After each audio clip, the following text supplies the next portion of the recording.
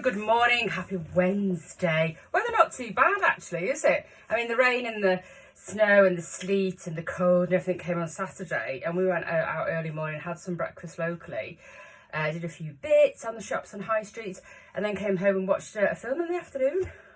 That never happens. So the weather sort of dictated what we did, and people going, you're brave going out in the morning. It's not the weather, it's the clothes.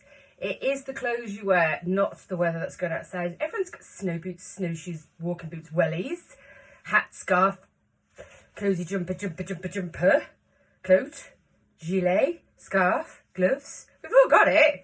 So that's what they're used for, aren't they? And I quite like wrapping up warm. But it leads me nicely on to, please watch the Netflix documentary, which is called By Me. And it will not only scare the pants off you, disappoint you, leave you in horror, give you nightmares, question everything you do, everything you buy, and also question the confidence you have in chain businesses. It really will. Please go and watch it, and don't do that thing where you go, oh no, I can't watch it, it'll make me feel a bit sick. Yeah, I hope it does. Just watch it, because it might give you a little bit of insight as to what you think's happening with regards to recycling and what actually is happening, and how then you might be impacted on how you need to change things or look at things in a completely different way. And then it's not someone telling you this is what you need to do, it's actually showing you what happens. And this is coming from massive corporate companies and people, CEOs, board of directors, business development managers, project managers, produce buyers, whatever. These are the people at the top who have been sort of instrumental in making these decisions that have happened, and now potentially got lots of money in the bank, but now feeling or got a conscience about what they've done and how they have impacted what certain companies are doing now. And it is a real eye-opener. It will definitely make you question what you buy and why you buy it. And also the subliminal marketing, which is, we're influenced by social media always, and I would never class myself as an influencer. I would class myself as a person that likes to give you information, and you can make a decision of what you would like to do next, and perhaps tell you stuff that you don't know.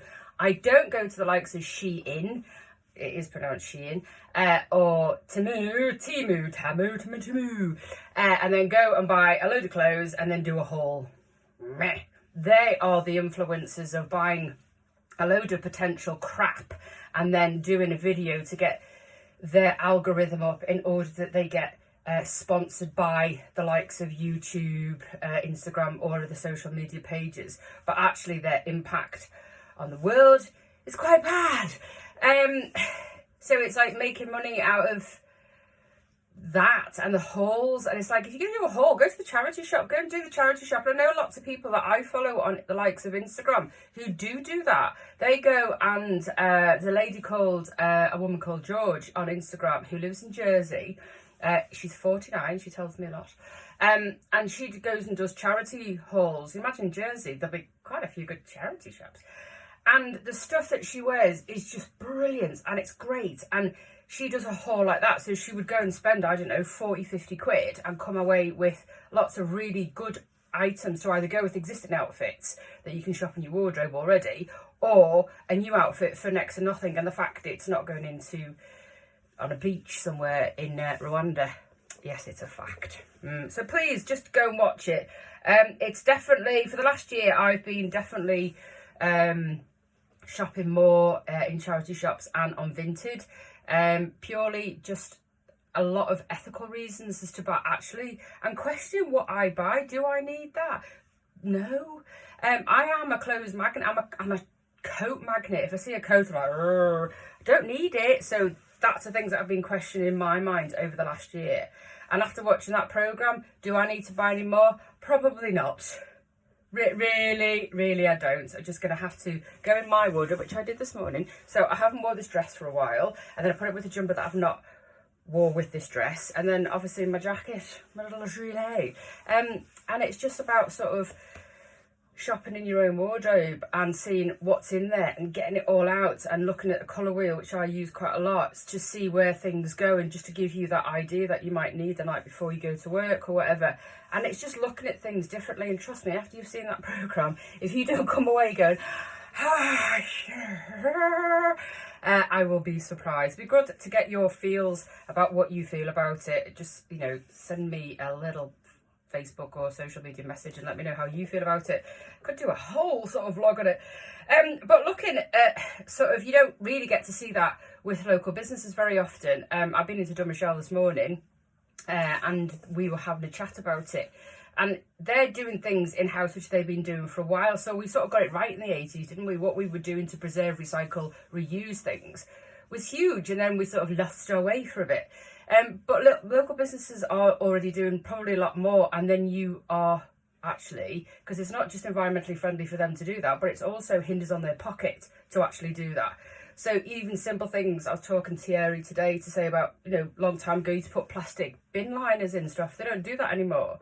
They use packaging that comes with, say, flour, their paper packaging, and reuses that. So it's just about making them small changes, and it's probably more likely that if you buy from the small independent shops, they are probably doing better, or their promises of doing stuff are actually going to happen. But it leads me on to, we did touch on it a couple of weeks ago about independent restaurants, cafes, hospitality, where certainly in town businesses are closing because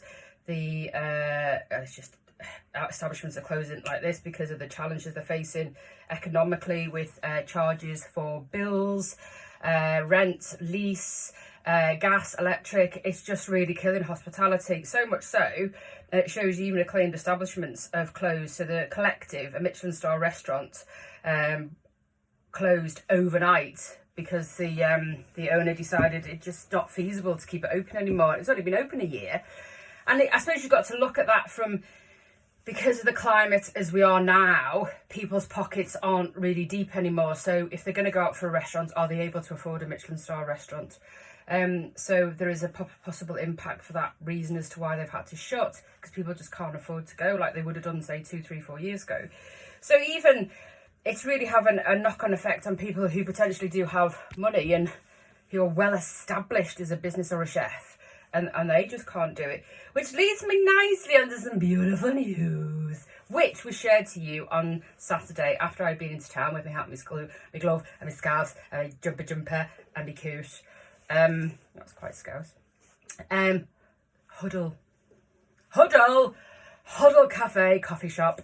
Not too sure what it's going to be fully yet, but Huddle Coffee Shop at the minute is opening where Assembly used to be. And they will open in the new year, looking at the details. The website's not live yet. I know they have put it on the poster, which is outside the Assembly. And the person running it is Amanda, who used to manage Cielo. So it's going to be great. I just know it is. And I have tried to touch base with Amanda since I put details of it on.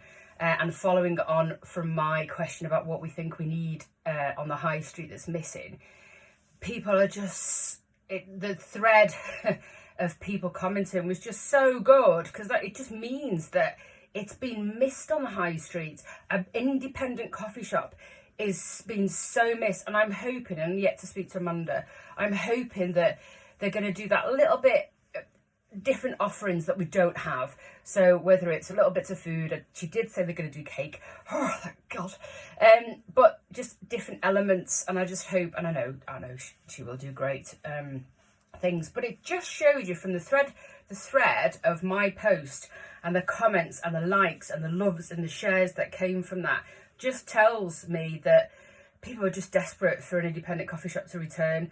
Like I said, open new year, but thank God, hallelujah! Not only is a business old premises that's being shut for a long time, it's now going to be open into something just fabulous. So I'm really, really happy.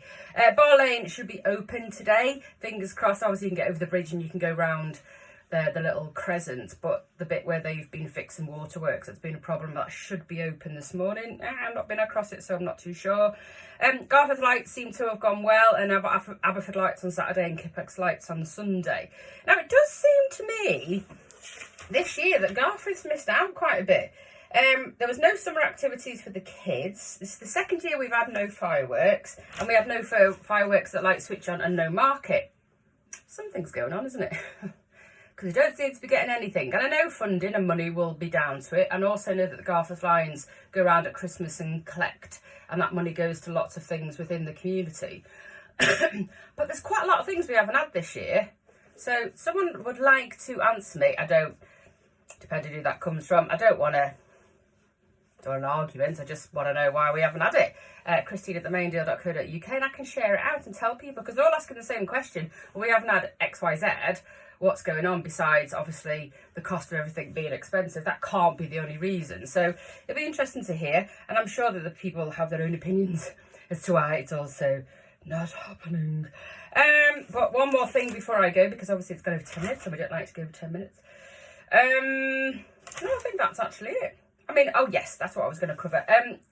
With shopping independently, more so this Christmas, I'm not saying you don't have to shop every single present for independent shops. It's not always possible, but just balance it out. It's all I ask, is balance it out. So buy 1, 2, 3, 4 presents. If you've got, I don't know, 15 presents to buy, just spend a small percentage or a third of that somewhere local, because it's massively different. That doesn't necessarily mean a present. It could also mean that you go in the butcher's or Willow Park Farm for your turkey. It could also mean that I put a list in, and I've got it here yet to send off. My greengrocers list is upside down. My greengrocers list that will be popped into Lay at the Greengrocers. For that, then I've shopped at Michelle for some bits, and I know that I will buy some more bits from there. Oh, obviously I'll shop at the supermarkets, because we can't balance it all. And obviously Cielo's doing their coffee as well, which I'll be going to. So there's just little elements, vouchers, treatments, things before. Are you going to the local hairdresser to get your hair done before your Christmas party? Just them little things. Please do think about shopping local that little bit more. Are you going to get some flowers for people? We've got 2 florists on the high street. Just them little things to think about, rather than maybe going to the supermarket for flowers. We've got 2 fabulous florists on the high street. Just think about that. Have a beautiful day. And like I said, if you've got any answers to my questions, don't want an argument. I don't want you to get ranty or shouty. Don't do that. Just it'd be good to know why these things haven't happened over the last 12 months. Speak soon. Have a beautiful day. And let's hope the rain and snow stays away.